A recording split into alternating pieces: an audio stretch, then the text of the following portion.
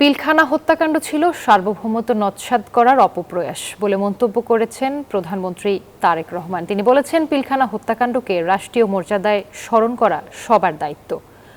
বুধবার ঢাকা সেনানিবাসে জাতীয় শহীদ সেনা দিবসের মতবিনিময় সভায় প্রধানমন্ত্রী আরও বলেন, এই ঘটনার মধ্যে দিয়ে জাতীয় নিরাপত্তার দুর্বল কাঠামো ফুটে উঠেছে। দেশের নিরাপত্তা আরও আধুনিক ও শক্তিশালী করা দরকার বলেও মনে করেন তিনি। বলেন, 2009 সালের 25 ও 26 ফেব্রুয়ারিকে রাষ্ট্রীয় মর্যাদা না দিলে ভবিষ্যৎ প্রজন্ম ক্ষমা করবে না।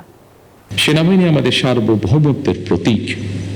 আমি মনে করি পিলখানার এই মর্মান্তিক ঘটনা ছিল আমাদের সার্বভৌমত্বকে নস্যাৎ করার একটি অপপ্রয়াস।